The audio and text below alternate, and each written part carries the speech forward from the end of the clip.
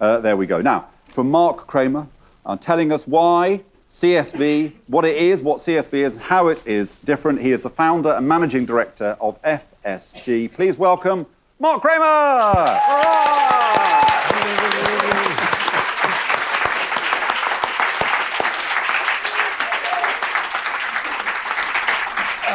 Thank you, Matthew, and good evening to all of you. Let me start with two caveats. The first, I have to say, being up here with John, that I have admired John for many years, and I have immense respect for the father of the Triple Bottom Line and a man who has really led the sustainability movement and created massive change around the world. So I just want to be clear that while there are areas we disagree, it is with profound respect. This can only go downhill. The second caveat is I'm not sure I want to be represented as being the vote for the death of CSR. I definitely want to be the vote for the life of creating shared value, but I'm not sure that that means that CSR needs to be dead. In fact, I think CSR is necessary. It is merely not sufficient. And so I offer shared value not to replace and eradicate CSR, but to enable companies to play a more powerful role in social change than just CSR. Because at its core, I believe that CSR is about the idea of doing less harm. And companies do need to do less harm. But companies can also be tremendously important players in social progress. They have a role to play that does not replace government, does not replace civil society, but brings immense new resources and capabilities to the table to solving social problems, meeting needs, addressing environmental concerns.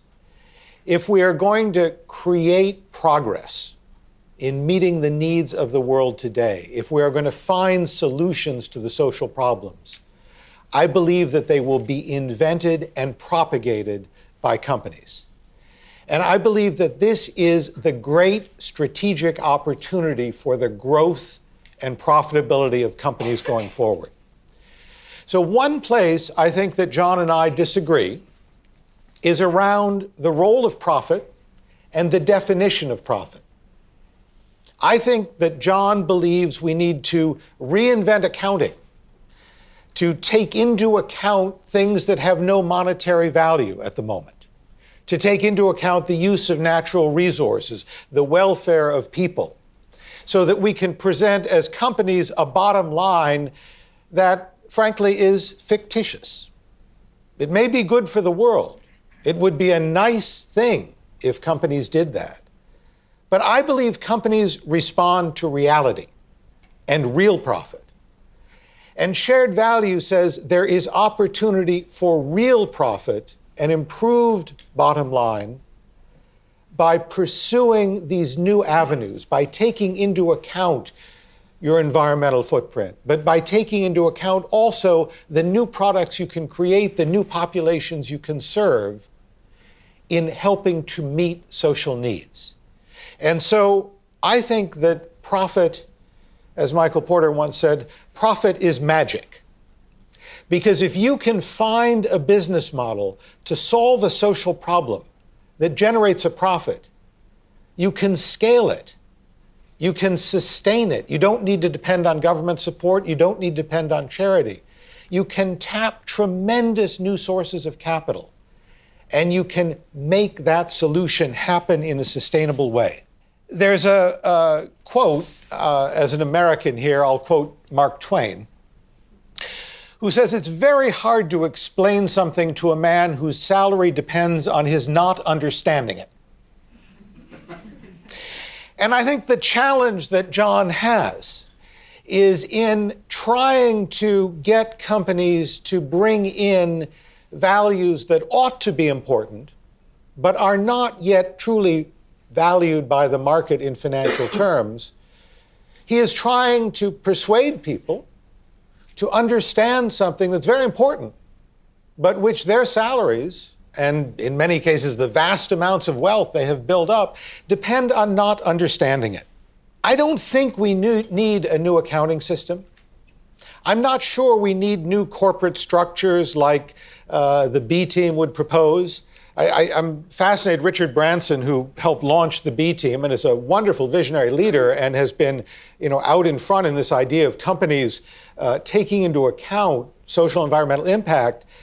The last I looked, he owned 3 airlines, which, if I believe, is the mode of transportation that creates the greatest carbon emissions there is.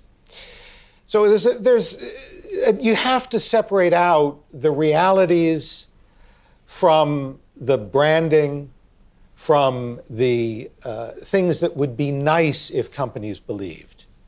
And you need to look at the real incentives that drive companies. And so we're seeing companies do marvelous new things. Janet from Nestle will talk a little bit about some of the stuff they're doing in generating new nutritional products that actually help address diseases, in having an impact on water and having an impact on rural development in poor communities around the world. There are tremendous opportunities for companies to contribute to positive social change and do it with the accounting system and the capitalist system we have today. And I don't think we need to depend on a few visionary leaders like Richard Branson or others to lead the change. Because I think every one of us, if we begin to think about the social and environmental opportunities in the organizations that we are a part of, whether it's an NGO, a nonprofit that can find new ways to work with business through profit-making ventures that meet their mission, or whether it is companies that can find new markets and new products meeting social needs, or whether it is government that can leverage the power of private enterprise through new policies that promote shared value. We don't have to wait for the revolution that will change the capitalist system. We can make changes today, and we don't have time to wait. Shared value is not a perfect solution. Not every social problem will be solved by shared value, and there are indeed times when a company's interest, particularly in short-term profitability, may conflict with what's good for society or good for the world. But there are immense opportunities we can realize now by using the incentive system we have in companies today, but looking at social and environmental issues as business opportunities.